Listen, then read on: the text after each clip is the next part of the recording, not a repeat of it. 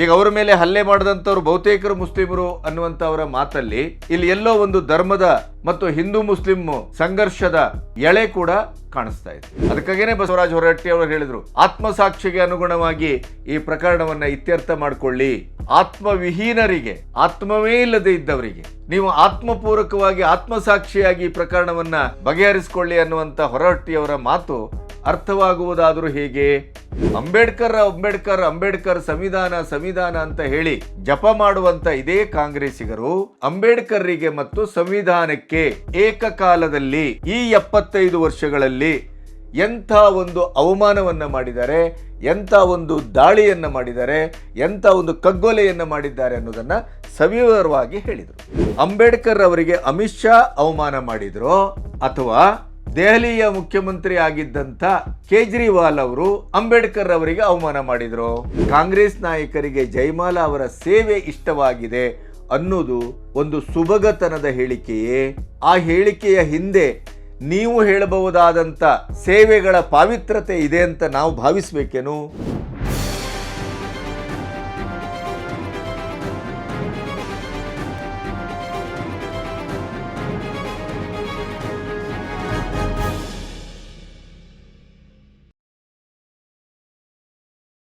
ನಮಸ್ತೆ, B Ganapati news ಚಾನಲ್ಗೆ ಸ್ವಾಗತ.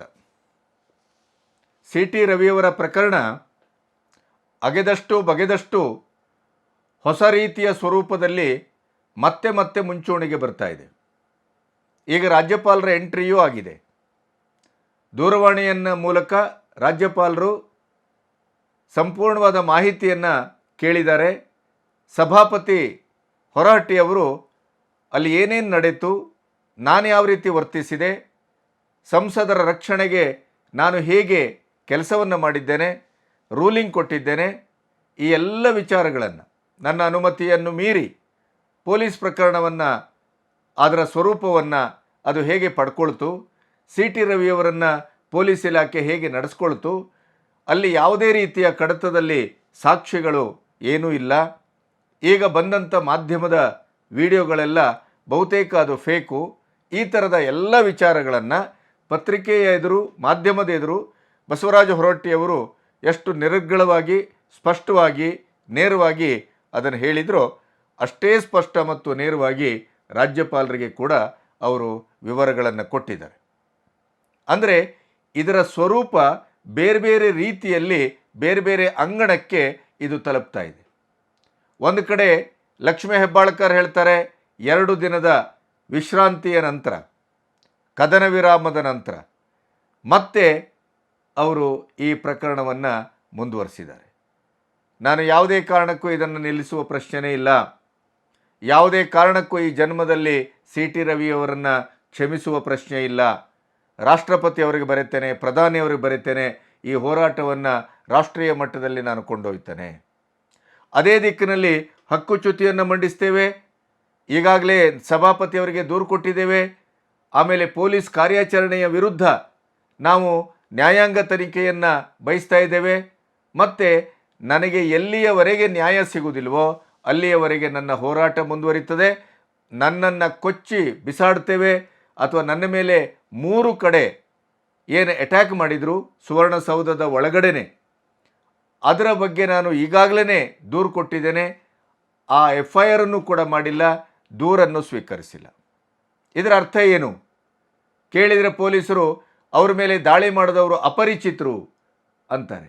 ಆದರೆ CCTV ಫುಟೇಜ್ ಇದೆ.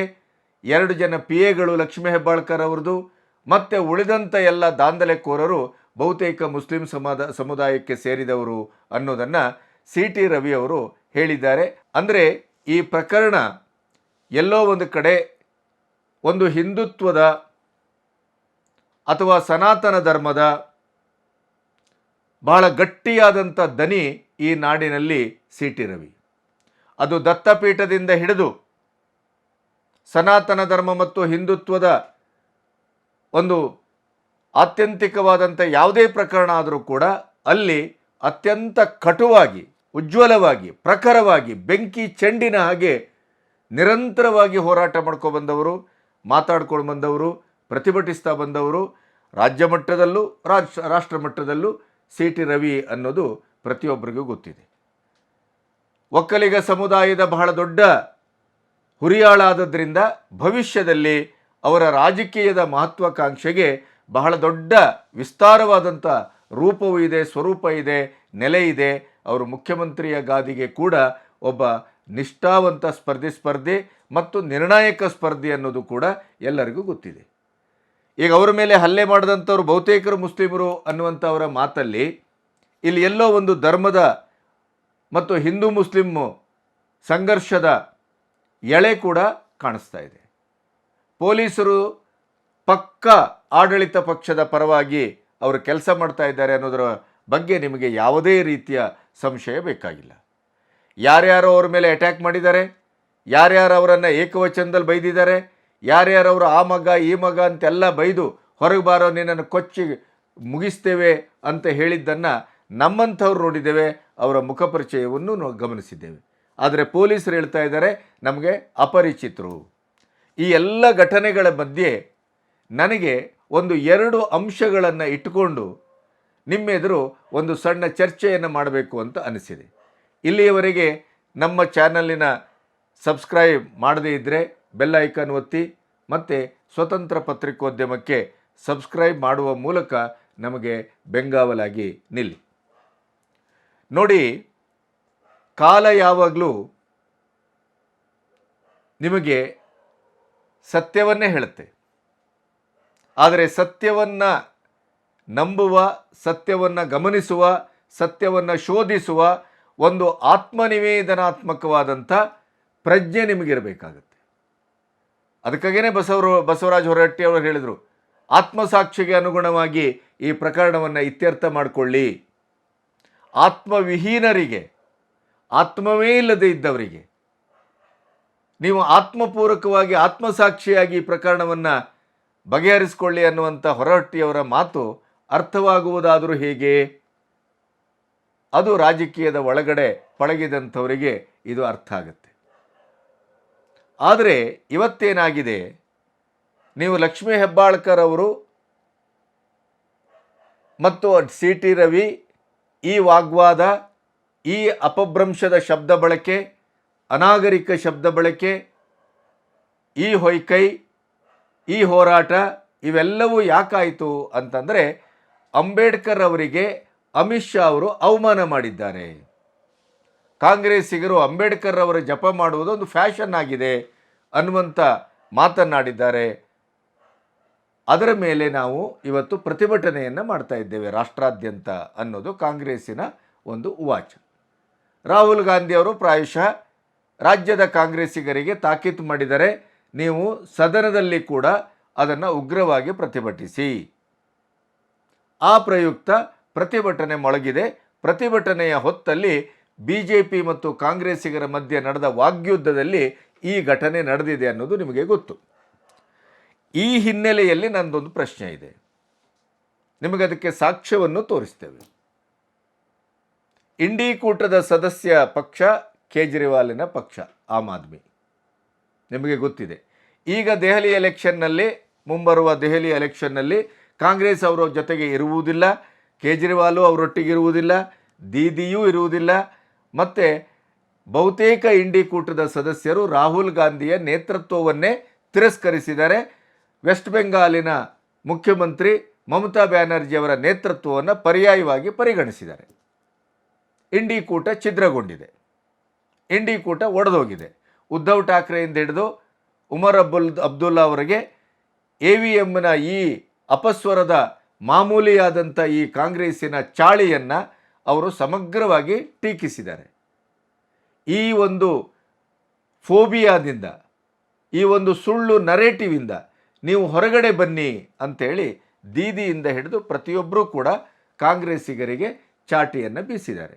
ಇಂಥ ಪರಿಸ್ಥಿತಿಯಲ್ಲೂ ಕೂಡ ಅಧಿಕೃತವಾಗಿ ಇಂಡಿ ಕೂಟದಲ್ಲಿ ಈಗಲೂ ಕೇಜ್ರಿವಾಲ್ ಇರೋದರಿಂದ ಕೇಜ್ರಿವಾಲ್ ಸಾರ್ವಜನಿಕ ಸ್ಥಳದಲ್ಲಿ, ಸಾರ್ವಜನಿಕ ವೇದಿಕೆಯಲ್ಲಿ ಅಂಬೇಡ್ಕರ್ ಅವರ ಬಗ್ಗೆ ನಾವು ನೀವು ಯಾರೂ ನಿರೀಕ್ಷಿಸಲಾರದ ಮತ್ತು ಯಾರೂ ನಿರೀಕ್ಷಿಸಲೇಬಾರದ ಈ ರೀತಿಯ ಒಂದು ಮಾತನ್ನು ಅಂಬೇಡ್ಕರ್ ಅವರ ಬಗ್ಗೆ ಈ 75 ವರ್ಷದಲ್ಲಿ ಬಹುತೇಕ ಯಾರೂ ಆಡಿರಲಿಕ್ಕಿಲ್ಲ ಅಂತ ನಾನು ಭಾವಿಸ್ತೇನೆ.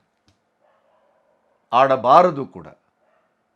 ಅದು ಆಡಿದ್ದಾರೆ ಅಂತಂದರೆ ಅದು ಅಂಬೇಡ್ಕರ್ ಅವರಿಗೆ ಮಾಡಿದ ಅವಮಾನ ಅಲ್ಲ, ಅಪಚಾರ ಅಲ್ಲ, ಅದು ಅಂಬೇಡ್ಕರ್ರ ಇಡೀ ವ್ಯಕ್ತಿತ್ವಕ್ಕೆ ಹಾಕಿದ ಚೂರಿ. ಅದು ಐತಿಹಾಸಿಕವಾದಂಥ ಒಂದು ಅಂಬೇಡ್ಕರ್ ವ್ಯಕ್ತಿತ್ವದ ಕಗ್ಗೊಲೆ. ಅದು ಅವ್ರು ಏನು ಮಾತಾಡಿದರು ಅಂತಂದರೆ, ಸಂವಿಧಾನ ರಚಿಸಿದ ವ್ಯಕ್ತಿಯು ಕೂಡ ಕುಡ್ಕೊಂಡು ಸಂವಿಧಾನವನ್ನು ರಚಿಸಿದರು, ಕುಡ್ಕೊಂಡು ಸಂವಿಧಾನವನ್ನು ಬರೆದರೆ ಅಂತ ಬಹಳ ಲಹರಿಯಾಗಿ ವಿಡಂಬನಾತ್ಮಕವಾಗಿ ಈ ಅಂಬೇಡ್ಕರ್ ಅವರ ಬಗ್ಗೆ ಮಾತಾಡ್ತಾರೆ. तो हम लोग बैठे थे, कोई कह रहा था जिसने संविधान लिखा होगा उसने भी दारू पी के ही संविधान लिखा होगा. ಸಂವಿಧಾನ ರಚಿಸಿದವರು ಯಾರು? ಸಂವಿಧಾನ ನಿರ್ಮಾತೃ ಅಂತ ನಾವು ಯಾರನ್ನ ಕರಿತೇವೆ? ಸಂವಿಧಾನ ಶಿಲ್ಪಿ ಅಂತ ಯಾರನ್ನ ಕರಿತೇವೆ? ಅಂಬೇಡ್ಕರನ್ನೇ ತಾನೇ. ಹಾಗಾದರೆ ಈ ಕೇಜ್ರಿವಾಲಿನ ಸ್ಪೀಚನ್ನು ನೀವು ಈಗ ಕೇಳಲಿಕ್ಕಿದ್ದೀರಿ, ನಾವು ತೋರಿಸ್ತೇವೆ. ಸಂವಿಧಾನವನ್ನು ರಚಿಸಿದವರು ಎಣ್ಣೆ ಕುಡ್ಕೊಂಡು ದಾರು ಅಂತ ಏನು ಹಿಂದಿಯಲ್ಲಿ ದಾರು ಅಂತ ಬಳಸ್ತಾರೆ. ದಾರು ಅಂದರೆ ಸರಾಯಿ, ಮದ್ಯ. ಈ ದಾರುವನ್ನು ಕುಡ್ಕೊಂಡು, ಎಣ್ಣೆಯನ್ನು ಕುಡ್ಕೊಂಡು, ಮದ್ಯವನ್ನು ಕುಡ್ಕೊಂಡು ಸಂವಿಧಾನವನ್ನು ರಚಿಸಿದರೆ ಅಂತ ಅಲ್ಲಿ ಪ್ರಶ್ನೆ ಮಾಡ್ತಾರೆ ಮತ್ತು ಅವರಲ್ಲಿ ಅದರ ಬಗ್ಗೆ ಮಾತಾಡ್ತಾರೆ. ಇದು ಅಂಬೇಡ್ಕರ್ ಅವರಿಗೆ ಮಾಡಿದ ಅವಮಾನವೋ, ಅಂಬೇಡ್ಕರ್ ಅವರ ವ್ಯಕ್ತಿತ್ವದ ಕಗ್ಗೊಲೆಯೋ, ಅಪಚಾರವೋ ಏನು? ಹಾಗಾದರೆ ಅಮಿತ್ ಶಾ ಅವರ ಮಾತು ಪೂರ್ಣ ಪಾಠ ಅಲ್ಲ. ಅಮಿತ್ ಶಾ ಅವರು ಅಂಬೇಡ್ಕರ್ ಅವರ ಬಗ್ಗೆ ಎಂಥ ಉಜ್ವಲವಾದಂಥ, ಪ್ರಖರವಾದಂಥ ಅಭಿಮಾನವನ್ನು ಹೊಂದಿದ್ದಾರೆ ಅನ್ನೋದಕ್ಕೆ ರಾಜ್ಯಸಭೆಯಲ್ಲಿ ಅವರು ಮೊನ್ನೆ ಸಂವಿಧಾನದ ಒಂದು ಚರ್ಚೆಯ ಸಮಾರೋಪದಲ್ಲಿ ಅತ್ಯದ್ಭುತವಾಗಿ ಚಾರಿತ್ರಿಕ ಅನ್ನುವ ಹಾಗೆ ದಾಖಲೆ ಸಮೇತ ಮಾತಾಡಿದರು. ಒಮ್ಮೆ ಅಂಬೇಡ್ಕರ್ ಇಲ್ಲದೇ ಇದ್ರೆ ಏನಾಗುತ್ತೆ ಅನ್ನುವಂಥ ಆ ನಿರ್ವಾತದ ಒಂದು ಪ್ರಶ್ನೆಯನ್ನು ಎತ್ತಿದರು. ಅಂಬೇಡ್ಕರ್ ಎಂಥ ಒಂದು ಮಾದರಿ ಸಂವಿಧಾನವನ್ನು ಪ್ರಪಂಚದ ದೃಷ್ಟಿಯಲ್ಲೇ ಕಂಪೇರಿಟಿವ್ಲಿ ಹೇಗೆ ಕೊಟ್ಟಿದ್ದಾರೆ ಅನ್ನುವಂಥದ್ದನ್ನು ಮಾತಾಡಿದರು. ಆದರೆ ಅಂಬೇಡ್ಕರ್ ಸಂವಿಧಾನ ಅಂತ ಹೇಳಿ ಜಪ ಮಾಡುವಂಥ ಇದೇ ಕಾಂಗ್ರೆಸ್ಸಿಗರು ಅಂಬೇಡ್ಕರ್ರಿಗೆ ಮತ್ತು ಸಂವಿಧಾನಕ್ಕೆ ಏಕಕಾಲದಲ್ಲಿ ಈ 75 ವರ್ಷಗಳಲ್ಲಿ ಎಂಥ ಒಂದು ಅವಮಾನವನ್ನು ಮಾಡಿದ್ದಾರೆ, ಎಂಥ ಒಂದು ದಾಳಿಯನ್ನು ಮಾಡಿದ್ದಾರೆ, ಎಂಥ ಒಂದು ಕಗ್ಗೊಲೆಯನ್ನು ಮಾಡಿದ್ದಾರೆ ಅನ್ನೋದನ್ನು ಸವಿವರವಾಗಿ ಹೇಳಿದರು. ಆ ಮಾತಿನ ಮಧ್ಯೆ ಅಂಬೇಡ್ಕರ್ ಅವರನ್ನು ಜಪ ಮಾಡೋದು ಕಾಂಗ್ರೆಸ್ ಅವರಿಗೆ ಒಂದು ಫ್ಯಾಷನ್ ಆಗಿದೆ. ನಿಜವಾಗಿಯೂ ಅಂಬೇಡ್ಕರ್ ಬಗ್ಗೆ ಅವರಿಗೆ ಆ ಒಲವು ಇಲ್ಲ. ಅಂಬೇಡ್ಕರ್ ಅವರ ಬಗ್ಗೆ ಒಂದು ಕನಿಷ್ಠ ಮಟ್ಟದ ಗೌರವವೂ ಇಲ್ಲ, ಪ್ರೀತಿಯೂ ಇಲ್ಲ, ಆದರ ಇಲ್ಲ, ಯಾವುದೂ ಅಂಬೇಡ್ಕರ್ ಬಗ್ಗೆ ಇಲ್ಲ. ಯಾಕೆ ಅಂತಂದರೆ ಅಂಬೇಡ್ಕರನ್ನು ಅಷ್ಟು ಹಿಂಸಾತ್ಮಕವಾಗಿ, ಅವಮಾನಕಾರಕವಾಗಿ, ಅಸಭ್ಯವಾಗಿ, ಅನಾಗರಿಕವಾಗಿ ನಡೆಸ್ಕೊಂಡಿದ್ದಾರೆ ಅನ್ನೋದನ್ನು ಇತಿಹಾಸದ ಪುಟಗಳಿಂದ ಸಂಪೂರ್ಣ ದಾಖಲೆ ಸಮೇತ ಹೇಳಿದರು. ಅದನ್ನು ಇವರು ಕಟ್ ಆ್ಯಂಡ್ ಪೇಸ್ಟ್ ಮಾಡಿ ಸೋಷಿಯಲ್ ಮೀಡಿಯಾದಲ್ಲಿ ಬಿಟ್ಟು ಒಂದು ದೊಡ್ಡ ರಾದ್ಧಾಂತಕ್ಕೆ ಅಂಬೇಡ್ಕರ್ಗೆ ಅವಮಾನ ಮಾಡಿದ್ದಾರೆ ಶಾ, ಆದ್ದರಿಂದ ಅವರು ರಾಜೀನಾಮೆ ಕೊಡಬೇಕು ಅನ್ನುವ ಮಟ್ಟಕ್ಕೆ ಒಂದು ಪ್ರಪೋಗಾಂಡವನ್ನು, ನರೇಟಿವನ್ನು ಸೃಷ್ಟಿಸಿದರು. ಅದರ ಪರಿಣಾಮ ಕರ್ನಾಟಕದಲ್ಲಿ ಈಗ ಸಿ ಟಿ ರವಿ ಮತ್ತು ಲಕ್ಷ್ಮೀ ಹೆಬ್ಬಾಳ್ಕರ್ ಅವರ ಒಂದು ಪ್ರಕರಣ, ಉಪಪ್ರಕರಣ ಅಂತ ಭಾವಿಸ್ಬೋದು. ಆದರೆ ನನ್ನ ಪ್ರಶ್ನೆ, ಅಂಬೇಡ್ಕರ್ ಅವರಿಗೆ ಅಮಿತ್ ಶಾ ಅವಮಾನ ಮಾಡಿದರೋ ಅಥವಾ ದೆಹಲಿಯ ಮುಖ್ಯಮಂತ್ರಿ ಆಗಿದ್ದಂಥ ಕೇಜ್ರಿವಾಲ್ ಅವರು ಅಂಬೇಡ್ಕರ್ ಅವರಿಗೆ ಅವಮಾನ ಮಾಡಿದರು? ಅಂಬೇಡ್ಕರ್ ಅವರ ಬಗ್ಗೆ ಈ ರೀತಿಯ ಬೇಜವಾಬ್ದಾರಿಯ ಒಂದು ಮಾತನ್ನು, ಹೇಳಿಕೆಯನ್ನು ಈ ದೇಶ ಮಾಡಲಿಕ್ಕೆ ಸಾಧ್ಯವೇ? ನಿರೀಕ್ಷೆ ಮಾಡಬಹುದೇ? ಇದು ಅಂಬೇಡ್ಕರ್ ಅವರಿಗೆ ಮಾಡಿದ ಪರಮ ಅನ್ಯಾಯ ಅಲ್ವೇ, ಅವಮಾನ ಅಲ್ವೇ?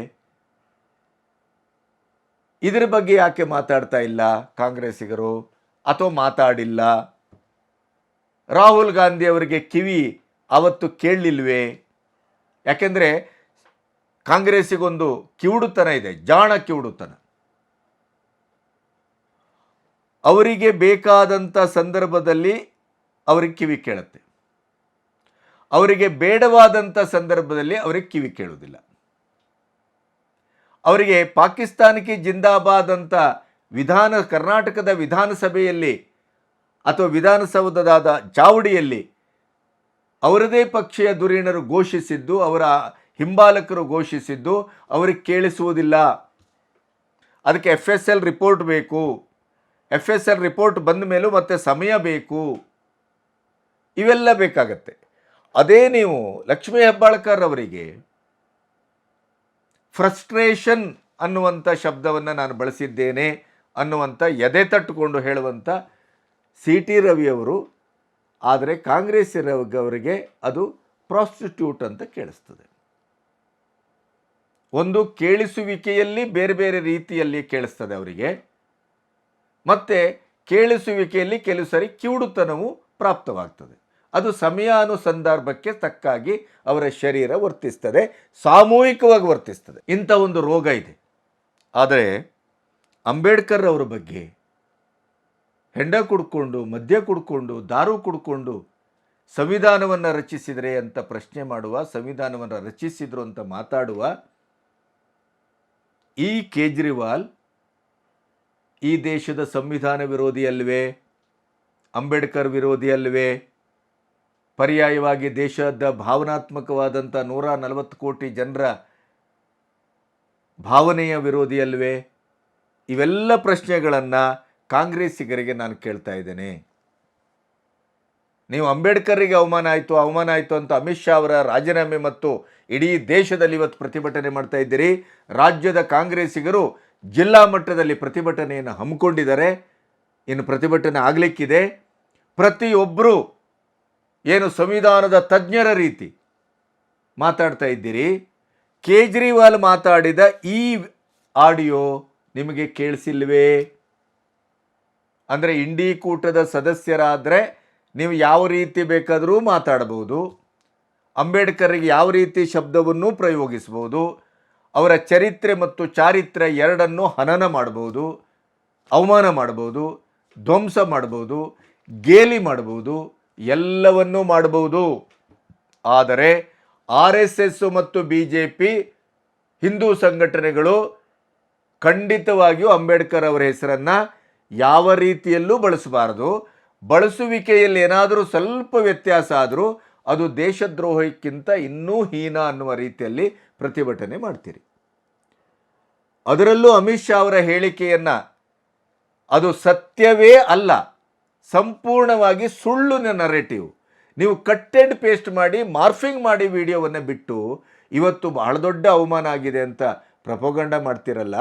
ಈ ಕೇಜ್ರಿವಾಲನ್ನು ಎಲ್ಲಿಡಬೇಕು, ಏನು ಮಾಡಬೇಕು ಅದನ್ನು ಮೊದಲು ಉತ್ತರ ಕೊಡಿ.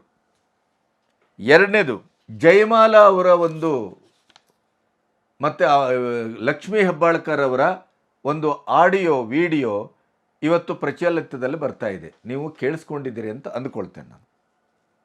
ಜಯಮಾಲಾ ಅವರ ಒಟ್ಟು ಏಳಿಗೆಯನ್ನು, ಜಯಮಾಲಾ ಅವರು ಕಾಂಗ್ರೆಸ್ಸಿನ ಪರಿಧಿಯ ಒಳಗಡೆ ಒಂದು ನಾಯಕಿಯಾಗಿ ಸಾರ್ವಜನಿಕ ಜೀವನದಲ್ಲಿ ಅವರು ಗಟ್ಟಿಯಾಗಿ ಬೆಳೆದದ್ದನ್ನು ಸಹಿಸಲಾರದ ಮನಸ್ಸು ಲಕ್ಷ್ಮೀ ಹೆಬ್ಬಾಳ್ಕರ್ ಅವರ ಬಾಯಿಯಿಂದ ಯಾವ ರೀತಿಯ ಮಾತನ್ನು ಆಡಿಸಿತ್ತು ಅನ್ನೋದನ್ನು ನೀವು ಕೇಳಿದ್ದೀರಿ. ಕೇಳದೇ ಇದ್ದರೆ ನಾವು ತೋರಿಸ್ತೇವೆ.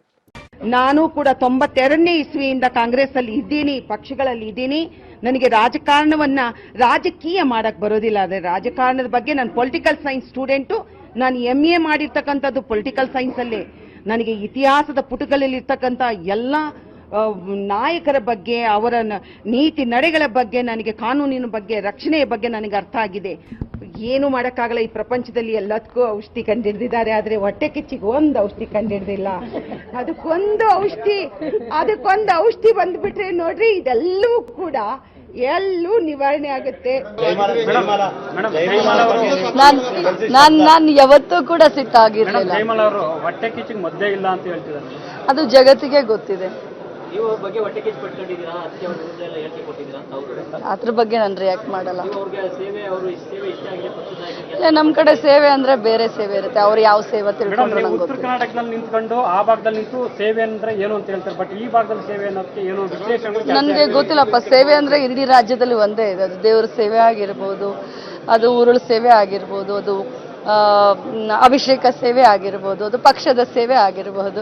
ಸೊ ಸೇವೆ ಅಂದ್ರೆ ಒಂದೇ ಅರ್ಥ ಇದೆ. ಪಕ್ಷದ ನಾಯಕರಿಗೆ ಜಯಮಾಲಾ ಸೇವೆ ಇಷ್ಟ ಆಗಿದೆ ಅಂತ ಹೇಳಿ ಇದಕ್ಕೆ ಅವರು ಅಪೇಕ್ಷೆ ಮಾಡ್ತಾರೆ. ಸೊ ಪಕ್ಷದ ಸೇವೆ ಅವ್ರು ಮಾಡಿರೋದು ಅವ್ರಿಗೆ ಇಷ್ಟ ಅಂತ ಹೇಳಿ, ನಾಯಕರಿಗೆ ಅಂತದ್ದು ಹೇಳ್ತಾರೆ. ಪಕ್ಷದ ಸೇವೆ ಅವ್ರು ಮಾಡಿದ್ದು ನಾಯಕರಿಗೆ ಇಷ್ಟ ಆಗಿದೆ ಅಂತ ಹೇಳಿ. ಒಬ್ಬ ಹೆಣ್ಮಗಳಾಗಿ ಇನ್ನೊಬ್ಬ ಹೆಣ್ಮಗಳ ಬಗ್ಗೆ ಈ ತರ ಮಾತಾಡಿದ್ದು ನನಗೆ ಇಷ್ಟ ಆಗಿಲ್ಲ ಅಂತ ಜಯಮಾಲಾ ಅವರ ಆಕ್ಷೇಪ. ನೋಡಿ, ಅದು ಅವ್ರು ತಪ್ಪು ತಿಳ್ಕೊಂಡ್ರೆ ಅದಕ್ಕೆ ನಾನು ಏನು ಮಾಡಲಿಕ್ಕೆ ಸಾಧ್ಯವಿಲ್ಲ. ಅದಕ್ಕೆ ನಮ್ಮ ದಕ್ಷಿಣ ಕನ್ನಡದ ಹೆಣ್ಣುಮಗಳು ಜಯಮಾಲಾ ಒಂದು ಪ್ರತಿಷ್ಠಿತವಾದಂಥ ಕಲಾವಿದೆ. ರಾಜ್ಯ ರಾಜಕಾರಣದಲ್ಲಿ ಅವರದೇ ಆದಂಥ ಒಂದು ನೆಲೆಯನ್ನು ಕಂಡುಕೊಂಡಿದ್ದಾರೆ. ಅವರದೇ ಆದಂಥ ಒಂದು ದಾಟಿ ಇದೆ, ಅವರದೇ ಆದಂಥ ಒಂದು ಚೌಕಟ್ಟಿದೆ, ಶಿಸ್ತಿದೆ. ಪೊಲಿಟಿಕಲ್ ಸೈನ್ಸಲ್ಲಿ ಅವರು ವಿಶೇಷವಾದಂಥ ಒಂದು ಅಧ್ಯಯನ ಮಾಡಿದ್ದಾರೆ, PhD ಮಾಡಿದ್ದಾರೆ. ಈ ಎಲ್ಲ ಹಿನ್ನೆಲೆ ಇದ್ದಂಥ ಜಯಮಾಲಾ ಅವರ ಬಗ್ಗೆ ಸಾರ್ವಜನಿಕವಾಗಿ ಏನು ಹೇಳ್ತಾರೆ, ಕಾಂಗ್ರೆಸ್ಸಿನಲ್ಲಿ ಅವರು ಮಾಡಿದ ಸೇವೆಯನ್ನು ಕಾಂಗ್ರೆಸ್ ನಾಯಕರು ಮೆಚ್ಚಿದ್ದಾರೆ. ಏನು ಹೇಳಬೇಕು ಇವರಿಗೆ? ಕಾಂಗ್ರೆಸ್ ನಾಯಕರಿಗೆ ಜಯಮಾಲಾ ಅವರ ಸೇವೆ ಇಷ್ಟವಾಗಿದೆ ಅನ್ನುವಂಥ ಮಾತನ್ನು ಆಡ್ತಾರೆ. ಅದಕ್ಕೆ ಜಯಮಾಲಾ ಅವರು ಬಹಳ ಕಟುವಾಗಿ, ಬಹಳ ತರ್ಕಬದ್ಧವಾಗಿ ಉತ್ತರವನ್ನು ಕೊಡ್ತಾರೆ. ಜಯಮಾಲಾ ಅವರಿಗೆ, ಕಾಂಗ್ರೆಸ್ ನಾಯಕರಿಗೆ ಜಯಮಾಲಾ ಅವರ ಸೇವೆ ಇಷ್ಟವಾಗಿದೆ ಅನ್ನುವಂಥ ಮಾತನ್ನು ಲಕ್ಷ್ಮೀ ಹೆಬ್ಬಾಳ್ಕರ್ ಅವರು ಬಹಳ ಲಘುವಾಗಿ, ವ್ಯಂಗ್ಯವಾಗಿ ಮತ್ತು ಒಂದು ರೀತಿಯ ಧ್ವನ್ಯಾರ್ಥದಲ್ಲಿ, ದ್ವಿಗುಣಾರ್ಥದಲ್ಲಿ ಅದನ್ನು ಹೇಳಿದ್ದಾರೆ ಅನ್ನೋದರ ಬಗ್ಗೆ ನಿಮಗೇನು ಸಂಶಯ ಇದೆ ಅಂತ ನಾನು ಅಂದ್ಕೊಳ್ಳೋದಿಲ್ಲ. ಯಾಕೆಂದರೆ ಅವರ ಬಾಡಿ ಲ್ಯಾಂಗ್ವೇಜು, ಆ ಮುಖದಲ್ಲಿರುವ ಕಿರು ನಗೆ, ನಮ್ಮಲ್ಲಿ ಸೇವೆ ಅನ್ನೋದಕ್ಕೆ ಬೇರೆ ಅರ್ಥ ಇದೆ ಉತ್ತರ ಕರ್ನಾಟಕದಲ್ಲಿ ಅಂತಾರೆ. ಇನ್ನೊಂದು ಸರಿ ಹೇಳ್ತಾರೆ ಸೇವೆ ಅನ್ನೋದು ಕರ್ನಾಟಕದಲ್ಲಿ ಒಂದೇ ಅರ್ಥ ಇರೋದು ಅಂತಾರೆ. ಆದರೆ ನೀವು ಯಾವ ಕಾಂಟೆಸ್ಟಲ್ಲಿ ಅದನ್ನು ಬಳಸಿದ್ದೀರಿ, ಯಾವ ಅರ್ಥವನ್ನು ಮನಸ್ಸಿನಲ್ಲಿ ಗ್ರಹಿಸಿ ಆ ಶಬ್ದವನ್ನು ಬಳಸಿದ್ದೀರಿ, ಕಾಂಗ್ರೆಸ್ ನಾಯಕರಿಗೆ ಜಯಮಾಲಾ ಅವರ ಸೇವೆ ಇಷ್ಟವಾಗಿದೆ ಅನ್ನೋದು ಒಂದು ಸುಭಗತನದ ಹೇಳಿಕೆಯೇ? ಆ ಹೇಳಿಕೆಯ ಹಿಂದೆ ನೀವು ಹೇಳಬಹುದಾದಂಥ ಸೇವೆಗಳ ಪಾವಿತ್ರತೆ ಇದೆ ಅಂತ ನಾವು ಭಾವಿಸಬೇಕೇನು? ನೀವು ಯಾವ ಅರ್ಥದಲ್ಲಿ ಅದನ್ನು ಹೇಳಿದ್ದೀರಿ ಅನ್ನೋದಕ್ಕೆ ಪ್ರತ್ಯೇಕವಾದ ಡಿಕ್ಷನರಿ ಬೇಕೇ? ನೀವು ಅದನ್ನು ಯಾವ ನೀಚತನದಿಂದ, ಯಾವ ವಾಚ್ಯತನದಿಂದ ಜಯಮಾಲಾ ಅವರ ಕ್ಯಾರೆಕ್ಟರೈಸೇಷನ್ ಮಾಡಲಿಕ್ಕೆ ಹೊರಟದ್ದು ಅನ್ನೋದಕ್ಕೆ ಪ್ರತ್ಯೇಕವಾದಂಥ ಚರ್ಚೆ, ಸಂವಾದ ಅಗತ್ಯ ಇದೆಯೇ? ಇದು ನನ್ನ ಪ್ರಶ್ನೆ. ಅಂದರೆ ಲಕ್ಷ್ಮೀ ಹೆಬ್ಬಾಳ್ಕರ್ ಅವರು ಒಬ್ಬ ಸಹೋದ್ಯೋಗಿ, ಈ ರಾಜ್ಯದಲ್ಲಿ ಮಂತ್ರಿಯಾಗಿದ್ದಂಥವರು, ಕನ್ನಡ ಚಲನಚಿತ್ರ ರಂಗದಲ್ಲಿ ಒಂದು ತನ್ನದೇ ಆದ ಗೇಯತೆಯನ್ನು, ತನ್ನದೇ ಆದ ಪಾತ್ರದ ಅಭಿವ್ಯಕ್ತಿಯ ಮೌಲ್ಯವನ್ನು ಕಲಾವಿದೆ ಅನ್ನುವಂಥ ನೆಲೆಯಲ್ಲಿ ಬಹಳ ಮೇಲ್ಮಟ್ಟದಲ್ಲಿ ಪಡೆದವರು, ವಿದ್ಯಾವಂತೆ, ಸಾಮಾಜಿಕವಾಗಿ, ಸಾಂಸಾರಿಕವಾಗಿ, ಸಾಂಸ್ಕೃತಿಕವಾಗಿ ಜಯಮಾಲಾ ಅವರಿಗೆ ಅವರದೇ ಆದಂಥ ಒಂದು ನೆಲೆ ಇದೆ, ಬೆಲೆ ಇದೆ. ಹಾಗಿರುವಾಗ ನೀವು ಜಯಮಾಲಾ ಅವರಿಗೇನೆ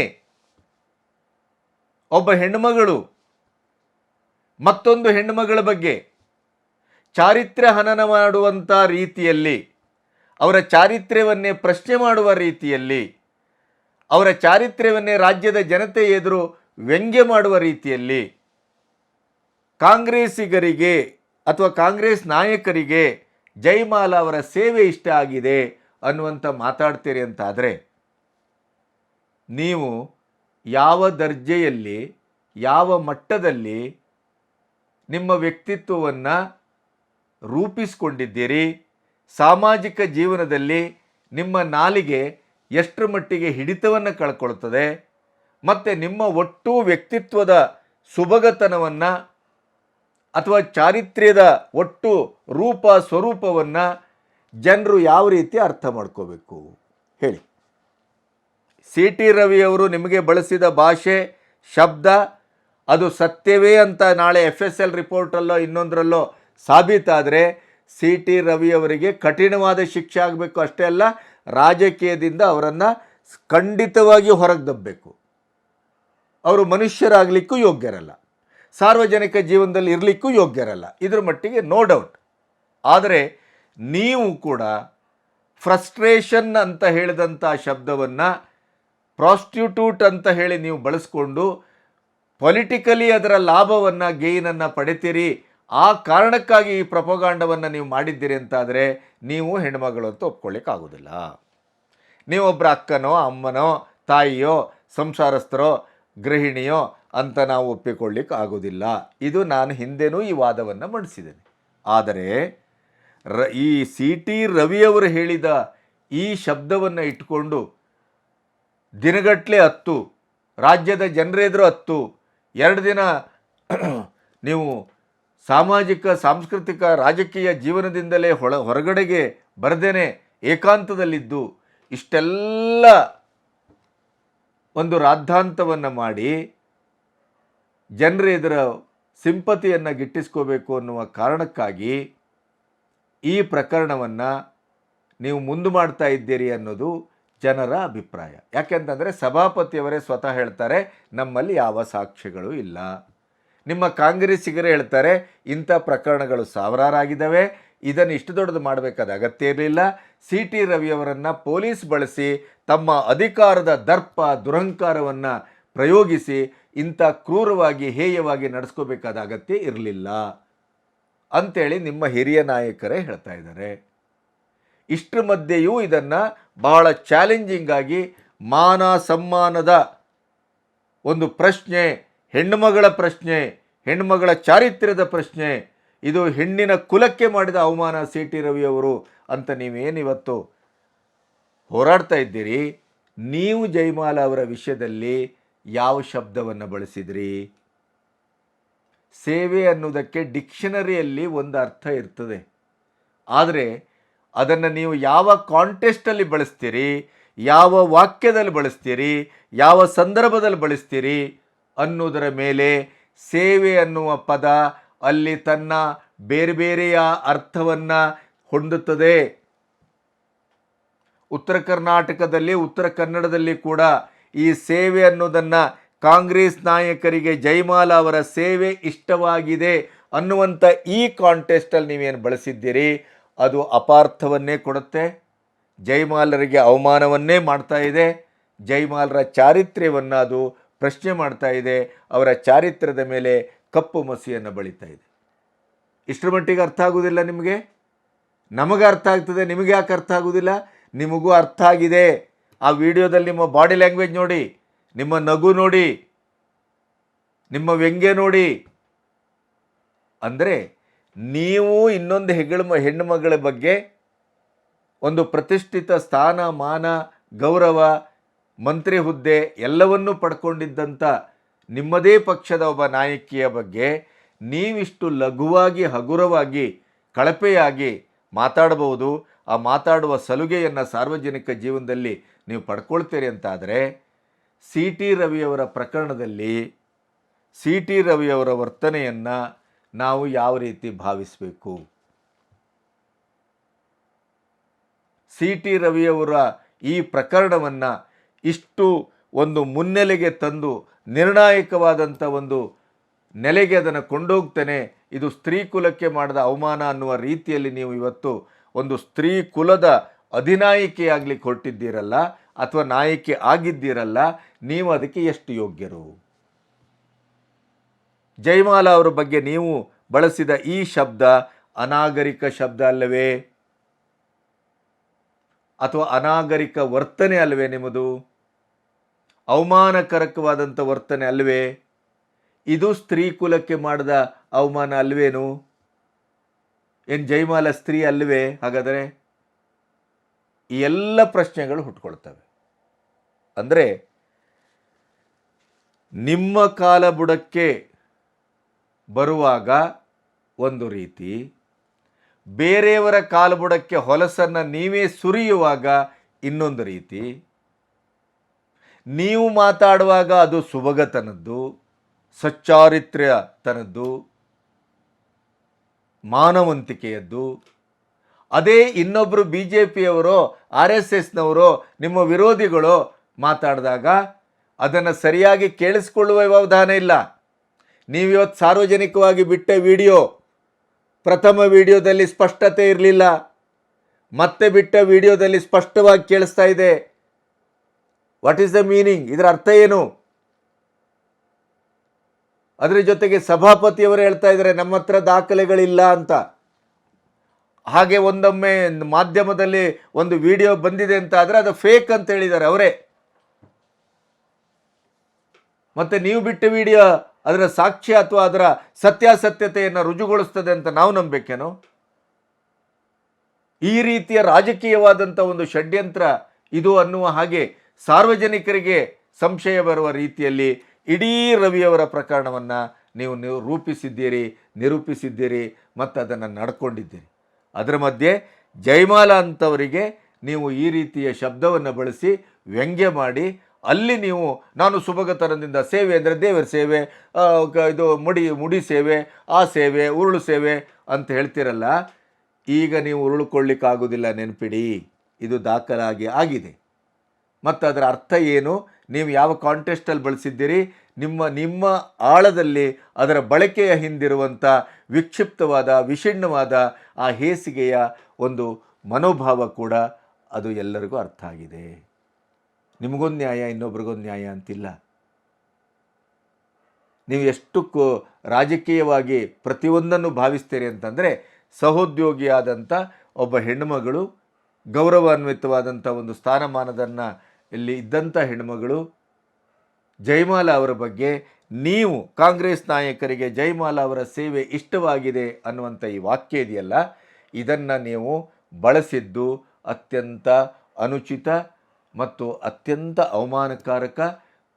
ಜಯಮಾಲಾ ಅವರ ಚಾರಿತ್ರ್ಯಕ್ಕೆ ನೀವು ಮಾಡಿದ ಮಸಿ ಬೆಳೆದದ್ದು. ಇದು ನಿಮಗೆ ಅರ್ಥ ಆದರೆ CT ರವಿಯವರ ಪ್ರಕರಣವನ್ನು ನಾವು ಅರ್ಥ ಮಾಡ್ಕೊಳ್ತೇವೆ. ನಮಸ್ತೆ.